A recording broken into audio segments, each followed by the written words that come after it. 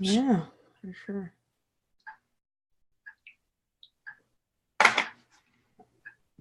All right. I think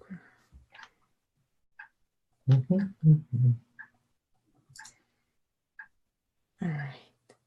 There we go. And we are live. How's it going, everyone? This is Judith Vergata here. And tonight we are hanging out with Darrel Tenter.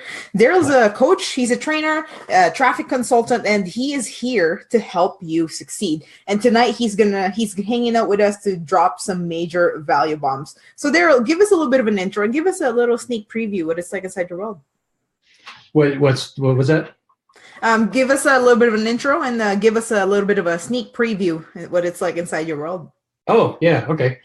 So I've been working online in some fashion for probably close to 15 years for myself and for different companies, more focused on affiliate marketing stuff, probably since about February or March of last year. Something like that is when I started trying to get into more focused affiliate things and direct online advertising and things like that.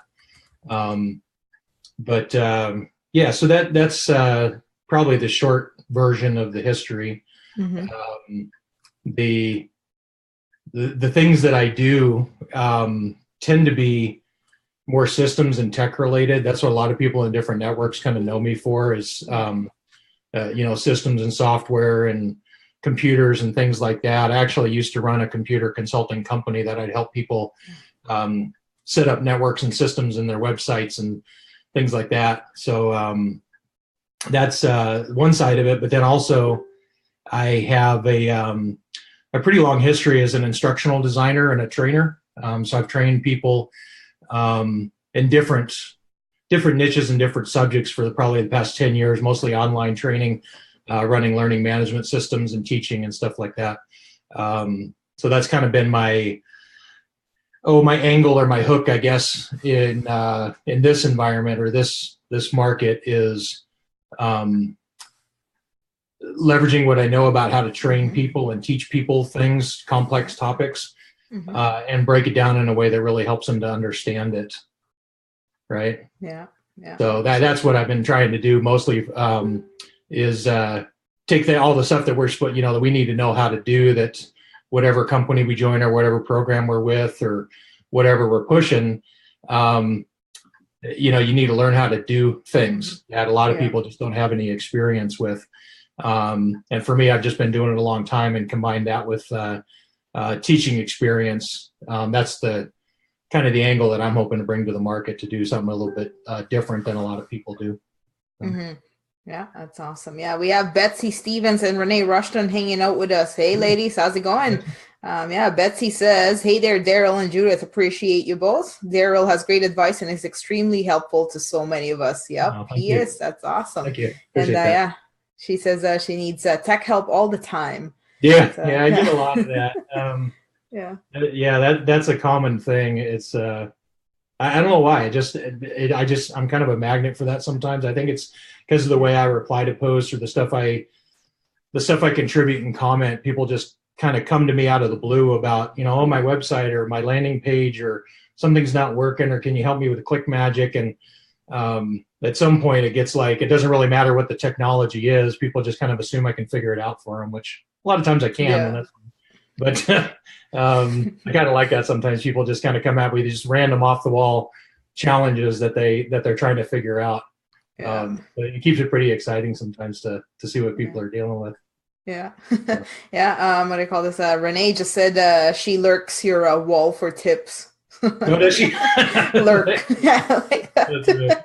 Yeah. And Betsy says you're a go-to person and the videos helps us. That's right. That's really the problem with lurkers. It's kind of a motivation thing when you don't know if you have lurkers. People kind of pop into your wall and they watch what you're doing and they, you're helping them out, but a lot of times you just don't know it. Maybe they comment or maybe they come to you, asking a specific question.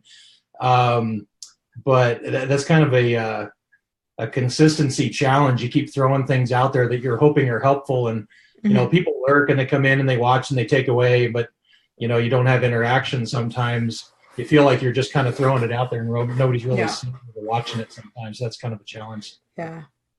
Yeah, no, sometimes you think that no one ever sees it, but in reality, like a lot of people actually do see it. They just Yeah, never bother commenting or never bother, right. leaving. Yeah, and you just Yeah, kind of, I actually did a blog post a while ago called Speaking to an Empty Room, where you feel like you're up there just on this podium and you're saying stuff, and every day you're putting out there and you're trying to deliver value, and just tumbleweeds, you don't hear anything. It just takes time, I think, to hmm develop a following and figure out ways to get people to interact with you and get them to respond and things like that. But kind of one of the biggest tips I learned from somebody when you fall into that trap is you put yourself on the other side and you read it as if you're somebody in the audience. And what you realize a lot of times is you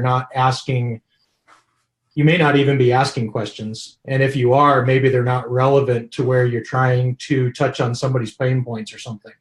yeah, You're kind of like, does that make sense? If yeah, you may ask these open-ended questions that don't really deserve a good response, then you're not going to get one. so, yeah, um, yeah. so yeah, that's been something I really try to work on when I'm posting things is, identifying an issue and asking a question to see if that whoever might reading it identifies with that also. I might be willing to have a conversation about it. Yeah, yeah, absolutely. Yeah. So, well, you've already touched on your subject matter expertise. Oh, wait, Betsy's saying it's funny when they're like, I have been following you for a while. Yeah, I get that quite a bit. Yeah, yeah, Yeah. yeah. So now, Darrel, really break it down for us. Don't pull anything back. Tell us about your rock bottom moment. Actually, that coincides with, which I suppose for a lot of people coincides with their starting point getting into affiliate marketing or working online or, working from home or whatever, is usually some kind of catastrophic thing, or at least it feels catastrophic to you. And for me, that was early or late last year. The company that I was working for full time, it was a small company, but I've been there for years and years. Basically, everything in the company, all of the systems and everything, was me. I was just integrated into so much of it. And when you're in an environment like that, you kind of get this idea that you're indispensable. Like they just couldn't run it without me. They couldn't exist without me. Well, that's wrong. So, this company is in kind of a niche market that's driven by trends in energy prices and government spending and things like that. And a few years ago, our market started dwindling and we couldn't really do anything about it. It's not in our control sometimes. And so we went from having, I think at a high, we had about 13 people at one point to just started laying people off. And then within a month, they basically laid off everybody except for me. And I went from full-time to half-time. Yeah. And so, there I am with my mortgage and my two kids in high school and one coming up on college. And you're just like, oh crap, what am I going to do? Do I start over? I'm sitting here 46, whatever years old thinking, what am I going to do now? How do I replace this income? Just money related stress. And I remember it one night I was sitting on Periscope. You know what Periscope is? It's owned by Twitter, so it's kind of an online. Yeah. Most of the people on Periscope are usually partying or stoned or something. But yeah. So I randomly happened across this one guy that was doing a Periscope about his affiliate marketing. He was an affiliate marketer. He was just on there kind of talking. And so I watched him for a little while and I started asking him questions, and some of them were like, what kind of skills do you need to have to do this? And he was saying stuff like, oh yeah, if you can build a web page or, deal with HTML, you got to be able to write some ad copy. You got to be able to, do all these things that we're starting to learn about. And I'm kind of like, well, yeah, I kind of have some of that stuff. I can do websites. I can run a web server. I can do graphic design. I can put an ad together. I can do all that stuff. And then just kind of snowballed, and I started looking into it more and researching things. And eventually I joined one network, which didn't work out for me, and joined another one that did. And then I started picking up, you stay in this long enough and you start getting into networks and communities and talking to people, and you start One of my mentors says you get assaulted with opportunities. You know, you kind of get out there long enough, and eventually you start seeing things that you can take advantage of. So that's kind of how I went from my rock bottom almost 2 years ago to trying to work from home and work online. And part of it is making an online income, but also part of it is readjusting your expectations for how you want to live, like what's really important, and when your income gets cut in half, it kind of forces you to reevaluate your budget and everything, and kind of think about, do I really need to spend money on that? And maybe not. So this kind of idea, a dollar saved is a dollar earned. So kind of how I got there. Awesome. Yeah, it's awesome. So from that moment, what steps did you take to improve upon that situation? Well, mostly it was being just kind of this realization that I had to be more self-reliant. Working for a company that you don't control or own, even if you're really integrated with the company and they take all of your advice and you make suggestions and they do it, again, you're not indispensable. So for me, it's going from like, the company's going to be there. I've got a job. I've got a career. Everything's going to be okay.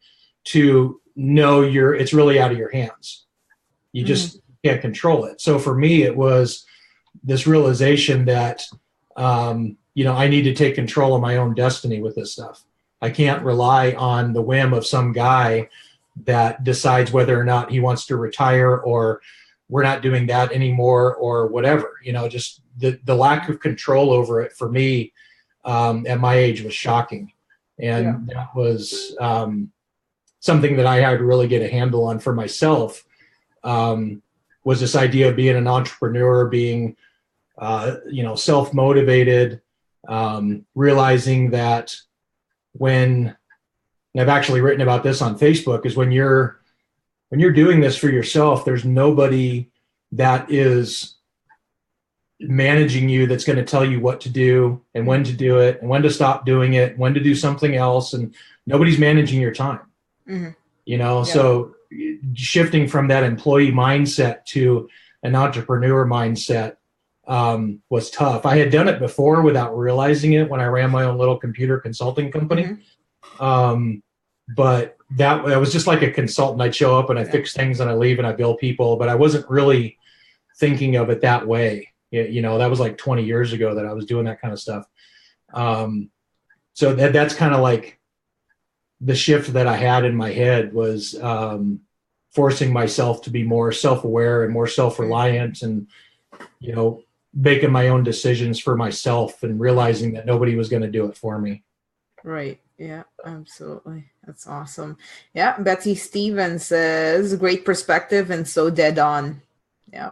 Cool. Yeah, absolutely. Yeah. And Renee Rushton says, oh yes, readjusting expectations. Huge. Yeah. I got to give it a shout out to both Betsy and Renee. I lurk on their walls too, honestly. But I, especially Betsy, I followed her in this network that we're in from probably it's been, how long has it been? That's a year ago, almost a year, maybe 6 months. I can't remember, honestly, but seeing where she was before, when she tried to get online and do lives and learning stuff.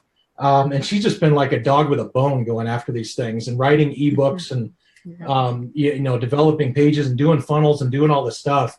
And it's really cool to watch somebody grow like that. You stay in a network long enough and you see people do things and compare to where they were before. And you look back on and watch what they're doing now. It's just really cool to watch. So kudos for both you and Renee. Awesome. Yeah, absolutely. Yeah, I met Renee in the Maui immersion event there. It's nice. I was like, oh yes, that's awesome. One of our own is out there right now, really kicking it. Yeah, cool. So Darrel, tell us about your most brilliant light bulb moment so far. That one aha moment that really turned your business around. Well, you gave me that question ahead of time and I thought about it.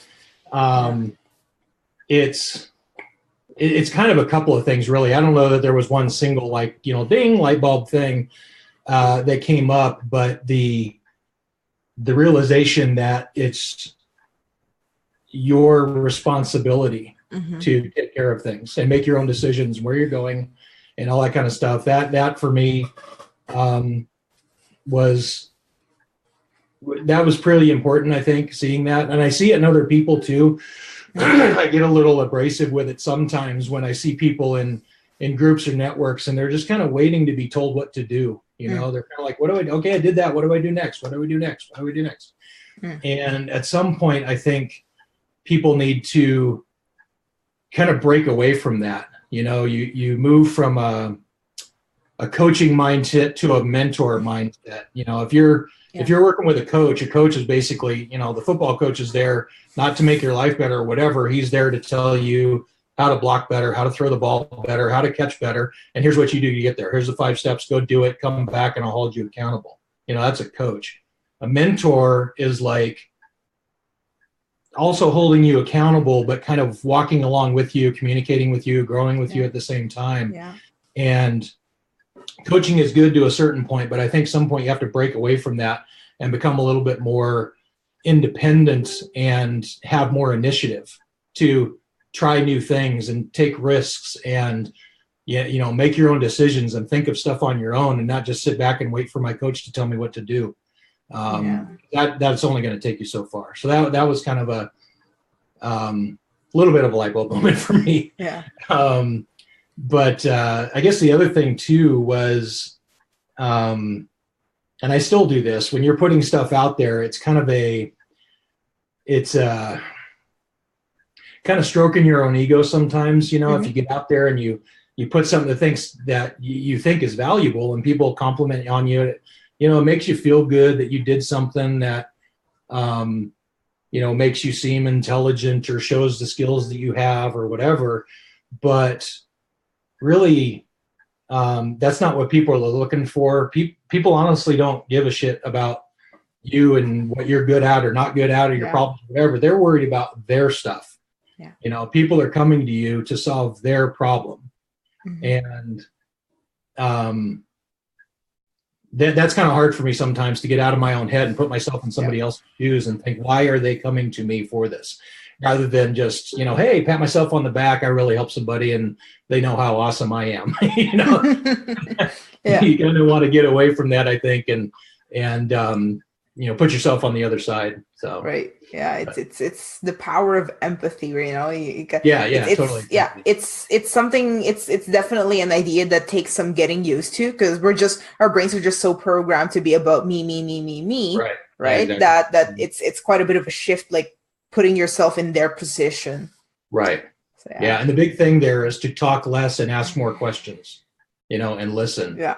But when you're in a one-way conversation, like if you're doing a Facebook Live or a blog post or something, there's nobody on the other side to ask the question. So you kind of have to flip it around and anticipate what the question would be and answer it without really, talking about yourself so much. You still got to answer the question, even though nobody's asking it. Yeah. So. Yeah. Yeah. We have Nicholas Mans, Megan Davenport, and Roberto Tomei that just hopped on. Hey, how's it going? Hello. Refresh my screen. I'm not seeing all that stuff. Yeah. Anyway, yeah. So what do you call this? Megan Davenport says, absolutely, learn through experience, can't hold hands for long. Absolutely, Megan, that is way too real. And Betsy Stevens, we are in the business of problem solvers and helping people. Don't overthink it, and be you and be authentic. Listen, yes, ask questions. People are in search of answers. Yeah, that's pretty much it, really, right? Like they don't, like you said, they don't really care. They don't give a single crap about how good you are, what your problems are, how bad you need to make that sale, because they have their own set of problems. Right. Yeah. Like everybody showing up to this video here, what I'm hoping is that they're showing up because they want to learn something that helps them, not because they think you or I are awesome and they want to take time out of their evening to watch us on Facebook. I mean, that's not why. They're hoping to get something that they can take and help them out for whatever they're doing. Yeah, absolutely. Exactly. Yeah. So, Darrel, when you first got started, what held you back from going all in your business? Not money and fear of losing it. That's part of it. All these opportunities that you come at, a lot of them require money. You got to buy in, you got to spend money. You got to get positioned, and there's a big uncertainty factor of, am I spending this money in the right place? Is it going to return? Do I get something out of it? And that's hard to get around, when you're spending whatever amount of money. I'm not going to name a dollar amount because, certain dollar amounts are different to different people. One person can write a check for $1,000 and not blink, and somebody else that's like, half their month's rent or something. So, but regardless, it's like, you work hard for your money. You want to spend it on things that bring value. And when you buy something that's, tangible or has an immediate return, then that's an easier decision to make. But if you're buying into something that's totally new, or you're buying a course or a training program or whatever it is, you kind of hold back a little bit and go, I'm about to drop, whatever amount of money on this. Is it going to be worth it? Am I wasting my money? Am I going to get scammed? What do other people think about this? Can I do it? I haven't done this before. Am I going to be able to make it? And so for that, it's kind of a bit of a fear factor, of losing that. But when you realize that, money is just a thing, and you can make money back, and it's like, okay, yeah, if it's costing me $500 and whatever, okay, I'll go get a job and deliver pizza, and I'll make $500 in a month or two, and it didn't kill me, and I didn't go bankrupt. But that was part of it, just kind of, the fear of jumping in and investing in myself, So. Yeah, absolutely. I know. I definitely get that feeling. Yeah, it's that small mindset shift of finally realizing that it's just money. It's just a piece of paper, and you'll easily make it back. Right. Now, that being said, some people on here know that I'm a biker. Okay. Right. I dropped $6,000 on a motorcycle without blinking. Yeah. Right. I wanted a bike. I found one. I liked it. I bought it. I wrote a check for $6,000. I probably spent another $4,000 modifying it the way I wanted to. Right. And now I've got a motorcycle in my garage. But somewhere you would come and say, hey, invest in yourself and your business for $10,000. And, in a couple of years, 5, 6, 7 years from now, which is how long I've owned the motorcycle, you're going to make that back and more because you're investing in it and doing it. And you're just like, oh man, $10,000. I don't know, but I'll buy a car for $10,000 so I can drive whatever. So, absolutely. Yeah, I know that feeling, right? Like I have a charger, and I easily dropped the money on it. I didn't really care, but when it came to these things, I had to really think about it for days on end. Right, and how much the value of the charger go down because of depreciation, wear and tear and everything. So you buy a brand new car off the lot, you just lost $2,000 without blinking. Yeah, but people do it all the time. Yeah. But you ask them to spend $37 to do a trial on a course, and they're just like, oh man, I don't know. Not sure if I want to invest that much. Yeah. But anyway, that for me, that was kind of the big one to get over. Yeah. Darrel, no, not Darrel. Betsy says, bikers, I love watching your trips. How cool is that? Oh yeah, I need to post more videos. I always do a little, like a helmet cam or a bike cam or something when I'm riding. That's my, my getaway. Some people like to travel or hang on the beach. I'm on my motorcycle. It's just what I do. This is what I love it. Yeah, it's awesome. Yeah. $10,000 or $1, as Nicholas Mann says here, or $1. But I still get a lot of people like really clinging on to that $1. Oh yeah, and it's like, you got $5, $6 or more on a latte or something, and you come back and people hem and haw about $7 for a product. It's just I don't know. It's natural. I think it's because you can't hold it in your hand. Yeah. Like, here's the money. Give me the thing. It's it's this intangible thing, and even though it's a relatively small amount of money in the big scheme of things, it's really hard to make that commitment and risk it. Yeah. Absolutely. So, what's the best advice you've ever received?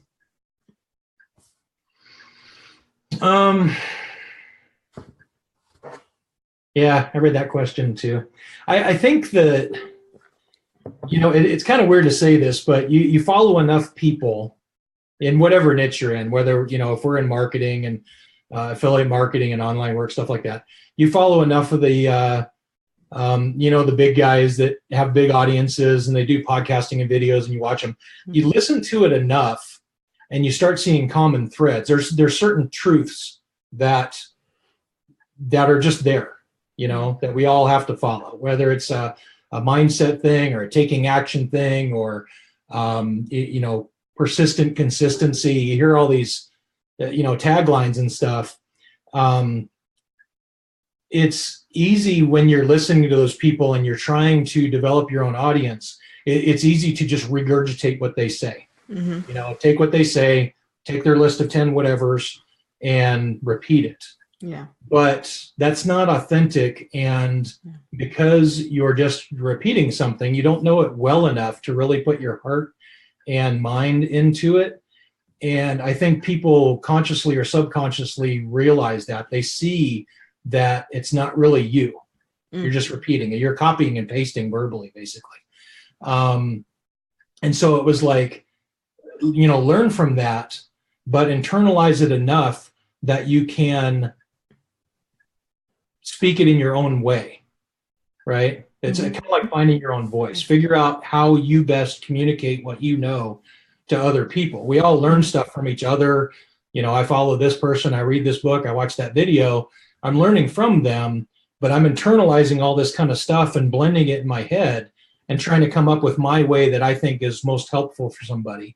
And the hope is that connects. And because it's more internal and you're not just repeating something that you heard yesterday, that you put more passion behind it. So when you're talking to somebody on a video or you're talking to them on a call or, writing something down, it's very hard to see, but it becomes more yours. You take ownership of it, you put your personality into it, and I think it connects better with people. And so that's kind of, you see people doing these, 30-day video challenges and stuff. Those seem a little silly, but to a certain extent, I think it's this process you have to go through, whether it's doing a live video, whether it's writing an email every day, writing blog posts, whatever it is. It's your process of learning how to get your message across in your own way, whatever that might be. Yeah. And seeing how people respond to that and trying to get people to engage with you. So that's kind of the biggest advice I got, was to just figure out who you are, when you're trying to work with people and get yourself out there. Because really that's what you're doing is you're trying to position yourself, like I said earlier, as a problem solver. Right. And if you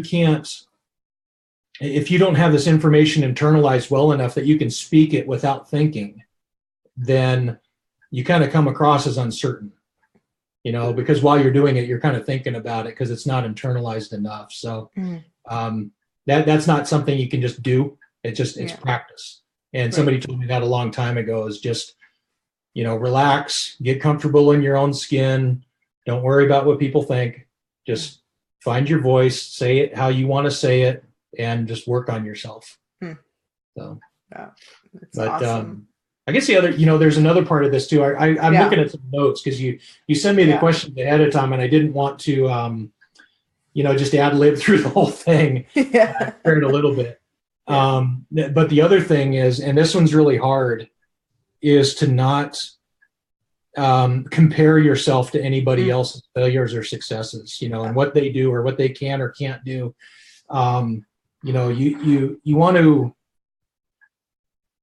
want to follow people and you want to be encouraged by what they do, but somebody else's failure doesn't mean your success, and somebody else's success doesn't mean your failure. Just because somebody did something you can't do doesn't mean you're unskilled or something.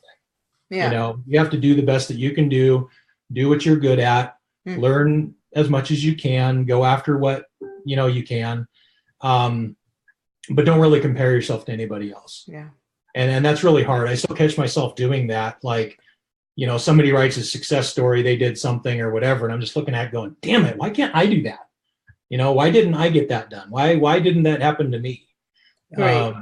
And that's kind of hard. Congratulate them, learn from how they did it. If it's something that you can do, then go do that. If it's not something you can do, then, be honest with yourself. And that's not something I'm willing to do, and be fine with it. But just don't compare yourself to anybody else, I would say. Yeah, exactly. One of the best things that I've read somewhere, I can't remember, is that, what do you call this? Montreal is 2 hours ahead of Calgary, but that doesn't mean that Calgary is slow. It's just that they're two different time zones. And that's kind of, it just means that they're two different time zones, right? So we all function in our own time zones. So if you see someone breaking through, then just, you're in your own time zone. They have their own story that brought them there. They probably struggled for the last 10 years before they got there. And that's the thing, is you don't know. You see people's successes because they talk about, people want to show, here's what I did, here's what I accomplished, here's the success I had. What you don't see is the 100 times that they failed. Nobody goes out and talks about, here's all the wrong stuff I did today. They don't say that. So when somebody, I'm on a web meeting with somebody, and I'm working on their landing page, for example, and I'm popping in there and I'm doing this and I'm dragging, and they're just like, God, how do you do that? And it's like, it's not like I just woke up and did this. I've been doing it for a long time. Right. Exactly. And you hear affiliate marketers saying, yeah, I've been in this for 10 years or 8 years. I've been doing it for whatever. You don't know all the pain that they went through to get to where they are now. They were struggling. They failed. They made stupid mistakes, and they learned from them along the way, but they became more proficient as they went along. There's this kind of this concept of passive proficiency and passive expertise, where you get to be so experienced at something and so maybe good at it, that you get to the point where you're doing it without thinking, right? So if you compare somebody like driving, I've been driving since I was 16 years old. I've been driving for 30 years. I drive without thinking about it. People use this analogy all the time. You drive from here across town and you're in the parking lot. You don't know how you got there, but somehow you drove a 3,000-pound car across town without killing anybody while you were listening to the radio and thinking about what you had for lunch. But when you sit down and try something new, you have to think about all of it. You have to think about what I'm doing. Was that the right thing? What am I doing next? And when you see somebody that's in this environment and they're doing something like, writing an email or writing ad copy or building a landing page or building a form, you don't know how many times they've done it and how many times they did it wrong. But just give you an example. That's, some people know that I sell traffic. I sell solo ads. And I had a client that said, here's my link. And I put it in my system, and okay, that's where I'm going to send the traffic. Give me your style. I set it all up, and went great. And she came back and said, yeah, that worked really well. I want to do some more. I want to do another whatever number of clicks. And I said, okay, no problem. She came back, paid me, and then said, okay, but I need to send it to a new link, a different link. And I go, okay, I'll just change the URL and the tracking link. I forgot. So I'm supposed to be sending her, I can't remember the number of clicks, but we were like 60, 70% of the way through it. And she goes, hey, I just looked. I think you're sending traffic to the old page. Right. So I looked, and sure enough, I forgot to change the URL. So I owed her, that was my mistake. So I had to replace all those clicks. It cost me money and time to fix that. So I just told everybody that. But now I know it's part of my checklist. Make sure the destination URL is correct. Right. You know what I mean? So it gets to the point now, if I, set that up or, do a page or do something that I've done hundreds and hundreds of times, you just do it. But when I watch somebody else watches me do it, they just go, God, how do you do that so fast? Or how do you you just get to the point where you're just doing it. And that goes back to not comparing yourself to somebody. Just because, somebody can sit down and, write an awesome landing page doesn't mean you can do it, because, maybe it's the 1,000th time they've done that or something. Yeah. So. Yeah, absolutely. Yeah. So we have Margaret Joyce, David Tomey, and Marcelina just hopped on. Amanda Meeks is in the house. Hey, how's it going, guys? Yeah, no, absolutely. Like what happens is everyone just talks about the successes, like you said, right? So what happens is like the newbies, right? The ones that are just starting is comparing their backstage to the show highlights of the Right. people that have been in there, right? So there's a little bit of a disconnect there. They're not comparing apples to apples. Right. Yeah, because they just join and they see somebody on a video or an article or something, Mm-hmm. and somebody says, hey, I made $1,000 today. Mm-hmm. Just join me, you can do it too. Well, what they don't say is that join me, you can do it too in 8 to 10 months after you've done all this other stuff that I've done and you learn how to do it. Exactly. But at the same, I mean, I understand it, because if you came in, you're promoting something, you're saying, this is really hard. You're going to have to learn some stuff that you don't already know. It's going to take some time. You're going to have to make an investment. You're probably going to fail a bunch before you get it right. Mm-hmm. That's not good marketing. Yeah. Somebody's going to look at that and go, man, I don't think I want to go through that. So it's a bit of a, Seth Godin, marketing guy, has a book called, I think it's All Marketers or All Salespeople Are Liars. Mm-hmm. And which is kind of true. You're not being disingenuous, but you're not really telling the whole story all the time. You don't really want to, but, you need to be able to bring people along without discouraging them along the way. And it's a bit of a, a fine point, I think, for me at least. Yeah. It's not often that someone sits here like you did, right? Like you talk about how you just messed up and all that good stuff, right? I screw up all the time. Yeah. It happens. You just do it. That's how you learn. If you just did everything right and it always worked, then you would never try anything new. You would just plug along and everything's, unicorns and they're great. It's awesome. Yeah. But that's not reality. The reality is you do stupid stuff and you make mistakes and you put stuff out there and it doesn't work and it costs you time and maybe it costs you money and you move on, you learn from it and do better. That's how you grow. Just the way it is. Exactly. Yeah. Just pick yourself up and dust yourself off and then keep going. And the big thing, just don't get discouraged by it. Right. Absolutely. And it's real easy to stop and go, man, I just lost, whatever number of dollars because I just screwed up. I don't want to do that again. And then you don't go anywhere. Yeah. Exactly. Yeah, exactly. So, Darrel, what's one personal habit that's just a must for you on a daily basis? Coffee. Coffee. Lots of coffee. I've been trying this thing. I learned this from somebody else online. I don't know if this is a real thing or if my focus keeps going out. If this is something that he coined, but it's called a 3x3 list. And it's kind of interesting. It's hard to start and put together. But the idea is, you've heard this concept of eating the elephant one bite at a time. You've heard that before. So this idea of a 3x3 is that you have every day, you write down 3 small things that you can get done that day, whatever they might be. Whether that's, write an email, put something on Facebook, whatever, something that that you can get done that day. Yeah. And then you have 3 other things that would take you a little bit more time, right? So maybe your goal is to write 1 blog post a week and do a value-based video and run another ad or something like that. Yeah. So that's not something that you do all day, every day, but it's 3 kind of medium-sized things that you need to take on. And then you have 3 long-term things, which is write my ebook or, develop my course or, some other big thing that you can't just sit down and do it all at once. Right. So what people do, and I've done this, is you go after the big thing, you try to eat that elephant one bite at a time, and it takes all of your time.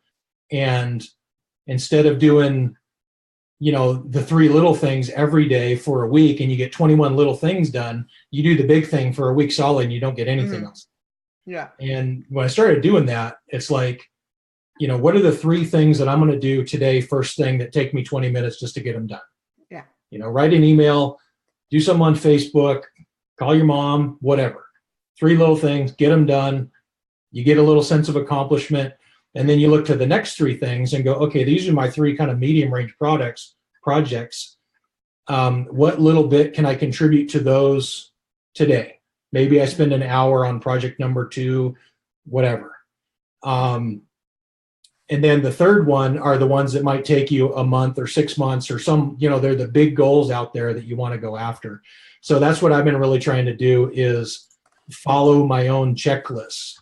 And just, when I get going in the morning, just say, what are the 3 things that I'm going to do as soon as I can? What are those? And identify them, go after them, get them done, and say, okay, now I've got medium ring project 1, 2, 3. What can I do today that will get me a little bit closer to those? I won't get them done maybe, but I'll get towards them. And then if I have time, then I'll look at that long one, and maybe I write, another page of my ebook, whatever. I've got an ebook out there that I wrote a while ago about building your business with solo ads, and I put it out there, and people are like, their immediate question is, how long did it take you to write this? And I go, well, it probably took me 3 months, but I didn't just sit down 3 months. I did, a couple hours here and a couple hours there and a couple hours there, because I did it a little bit at a time. Katie's commenting on my own post. She's making fun of my beard. But she wears a fanny pack, so there you go. Yeah.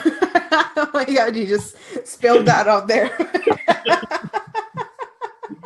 So anyway, that's kind of my thing. I'm not a big, I want to say mindset's not the right word. I don't feel myself as a big motivational type. I'm very much more pragmatic, I think, than, psychological or whatever. I don't know how to phrase that. I am more like, what's next? Get it done, move on, accomplish the thing, finish it, fix it, build something new, whatever. I'm not a sit down and meditate for 15 minutes and somehow, I get a fresh breath of fresh air and have an awesome day. That's just not me. Maybe it should be, I don't know, but I just try to do things that I think I'm good at. What did you say that principle is called again? The small things. This guy called it a 3x3 list. I don't know if that's really what it is, but it's like I said, 3 levels of things. So you have 3 little things, 3 medium things, 3 big things.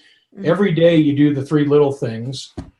Every day or few days you do some of the 3 medium things, and the 3 long-term things are something that you can't do all at once, but you're going to get them a little bit at a time. Some little task part of it that you can do to eventually get that done. You may not get the big goals done. It might be, I want to, write music. So I'm going to learn how to play guitar and write music and write 10 songs and put an album on iTunes. That might be a goal, but you're not going to do that overnight. It might take you 3 years.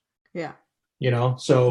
But you start by learning how to play a chord, learning how to read music, learning how to do something, learn how to, do sound editing. What you got little things you have to do along the way to get there. But if you just go, I'm going to learn how to write music and do an album, and you just don't do anything else, then you've got this big lag where you're kind of eating this big elephant. And you're not really getting anywhere because you got this big, huge project you're trying to work on. Right. So it's a 3x3 list. I don't know if that's a real name or a real thing or not, but that's what he called it. Yeah. That's awesome. So Darrel, at this point in time, what's one thing that you're super excited about? I think I'm super excited about.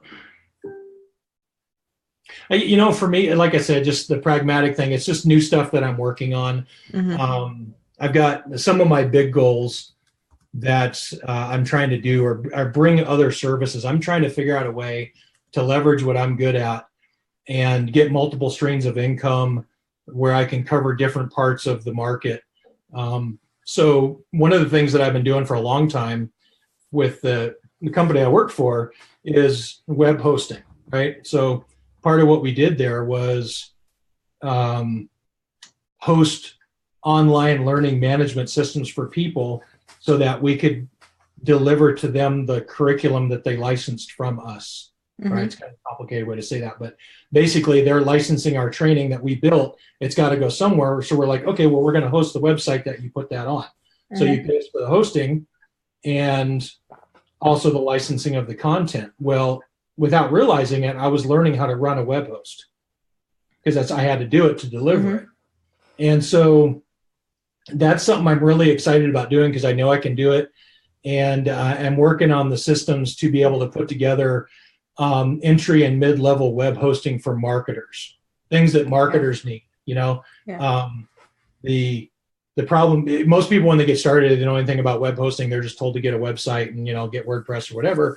So what do? You go to GoDaddy or HostGator or whatever, and you're just, you know, one of a million customers, and they don't know anything about what you do or why you do it or what you need or anything like that.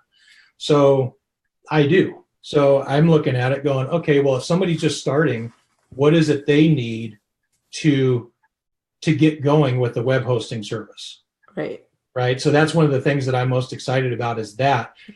The other part of it, which is kind of related, is, again, leveraging what I know how to do with developing training, being a curriculum designer and an e-learning designer, is taking all the stuff that I know about and know how to do and turn it into a practical online course that people can either pay for and take separately, or it comes along with the web hosting. I haven't really figured that part out yet. But those are kind of like my big dream goals that I'm excited about right now, to be, you know, for my own product to bring to the market. Affiliates, good. That's, you know, that's a great model. But again, being more self-reliant, you know, I want something that I control and that I own and that I can deliver and improve on. With affiliate marketing, there's a certain limitation to it because part of it is out of your control. You know, if you're in some whatever network and that goes away or the structure changes, if you got your whole business wrapped up into whatever program and something changes there, then what? You know, it's too risky in my mind to be associated with one thing. It would be like, you know, your whole business is selling iPhones. That's just what you do. And then all of a sudden, Samsung comes out with the iPhone killer, and everybody goes to that, and you're sitting there going, selling iPhones, and nobody's buying them. So that's what I'm excited about, is kind of branching out and becoming more independent and take ownership of the stuff that I deliver to people and running my own stuff. But for this market, because I know what we need. That's awesome. That is awesome. So Darrel, before we wrap this up, give us one parting piece of guidance. What's that one message that you would like to tell them? You know, one message that you think everyone absolutely needs to hear. You know, it's I kind of harp on it, but it's just make your own decisions. You know, I see it a lot, and it's hard, but I think that you need to be brutally honest with yourself and say, is this something that I should be doing or not? And some people are doing whatever it is they're doing with, you know, whether it's an affiliate program or something, because they think they don't have a choice. You know, they hit rock bottom. They need to replace their job. They need to make whatever dollars a week or month or whatever. And they just think that, you know, this is how I got to do it. And so they're going along and they're doing what they're told, but they're not really building their own company. They're not making their own choices. They're not dictating their own future. They're just trading a boss that they used to have for another boss that pays them commissions if they get a sale. You know, so that's not, you want to do something that brings joy to your life, that you enjoy doing, that you're good at. And you need to be, like I said, brutally honest with yourself and say, do I enjoy doing this? Do I have fun doing this? Can I get good at it? I know I'm not right now, but can I be? Am I willing to get there? But if all you're doing is trading an 8-hour-a-day job for a 12-hour-a-day work at home job, and you don't really enjoy it because it's constantly stress and you know, struggling and all that kind of stuff, I think that you need to try different things. And whatever that might be, I think you need to kind of break free from the coaching mindset and get to the point where you're finding a mentor, you're working with somebody, and making your own choices, your own decisions, realizing when something doesn't work and stopping that, trying something else, being persistent and consistent when you need to. But just have more self-initiative and independence to make your own choices, and not go, well, this didn't work. Why didn't it work? Why didn't this work for me? I did everything I was told to do, which probably isn't true, but so that's for me. I mean, it sounds really tough, but I wouldn't want somebody to be trying to succeed online where they're just constantly beating their head against the wall and thinking, well, if I just do it long enough, I'll get there. I don't enjoy it. I'm not having fun. This doesn't bring joy to my family. It's bringing me stress. I don't want people to quit, but be honest with yourself and do what you're good at. And this might not be something you're good at doing. And if it's not, then shift it a little bit. Figure out a way to make it something that you are good at and something that you do enjoy. So, like I said, that's a little harsh, but it's the truth. It's hard for me to see people on Facebook that just vent frustration, over and over and over and over. So that's not very motivational, but it's my suggestion is just to be honest with yourself, and do something that makes you happy. Don't just trade, your boss at work for your boss at home, because if you're just working at home and it's still a job because, you're doing it, but you don't really enjoy it, but you're getting by, or even if you are making money, but you don't enjoy it, then what's the point? You got to enjoy yourself. You got to have fun, feel like you're learning things, feel like you're helping people, and just ask yourself those questions. And if that's not happening, then, figure out something else to make that happen for you. Don't just keep struggling. And maybe that's finding a mentor. Maybe that's, trying a different program or trying a different product or something, but it's just look in the mirror and be willing to make the hard decisions, and self-evaluate and decide if something is right for you or not. Yeah. Oh, that's awesome. That is awesome. Some major value was dropped tonight. So Darrel, I'm going to do something here. I was thinking about this. I should have done it at the beginning, but I'm going to leave this. Yeah. I would be surprised if anybody that you've ever done this, these spotlights with has done this, but I just left a comment. That's my Google Voice number. Nice. Nobody likes to put their phone number out because they want people to call them. But it's really easy to say, here's a link, go check out my link. But I really enjoy working one-on-one with people. Nice. Doing, whether it's a coaching call or discussing things or trading ideas, call it a mastermind, whatever you want. If somebody's watching this, I dare them to call that number and see if my phone rings. I want to show that it's really my number and I'm not just putting it out there. So maybe somebody will call me and see, but really save the number. If you have questions, whatever, call me. You can find me on Messenger too. I really like helping people, and to do that, I need to talk to them. I can't have a one-way conversation and solve everybody's issues. I mean, it's fine to be a lurker and put stuff out there all the time, but sometimes you just need to talk to somebody. Yeah, that's awesome. Not a lot of people leave their phone numbers, because that was the next question I was going to ask. What's the best way they could connect with you? Well, there you go. Darrel just dropped his phone number. So there you go, guys. If I definitely take action on that. Nobody is calling the number. Seriously, nobody's going to call me. Come on. That's it. Let's prove that it's a real, actual number. I won't even say who calls me, but somebody's got to call me. Nobody's calling? Oh, come on. I thought I'd have some fun with that and get somebody to call. Yeah. Oh, there you go. Just to prove that is his real number. Can you see it? Oh, are you dialing it? There you go. Yeah, dialing it, right? That's the same number that he dropped, just to prove that it is his real number. It's Google Voice, so it might be a lag.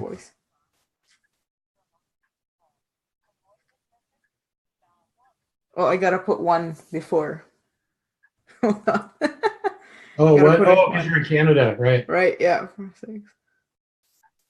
013. There you go. Let's try this.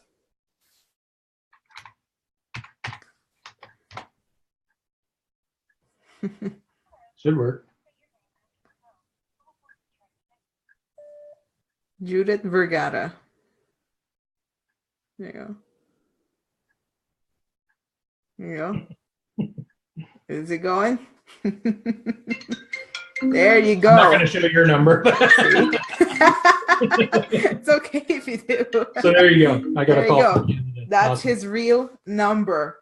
Guys, there you go. Definitely give him a call if you have any questions. He's Darrel just put it out there if you would want to connect with him. And guys, thank you so much for hanging out with us here tonight. And Darrel, thank you so much for hopping out and dropping some major value and hanging out with us here. Thanks for asking me. I appreciate it. Really appreciate you. Really appreciate that. And guys, thank you guys. I love you guys. I appreciate you. Thank you for being here, hanging out with me almost every single night here in Entrepreneur in the Spotlight. Really appreciate that. If you would like to never miss an episode, and by never miss my live training videos, there should be 3 dots. 3 dots, hit that. Make sure to turn on live notifications. That way you never miss out on awesome value. All right, guys, we'll see you tomorrow, and have a good night. Thanks, Judith.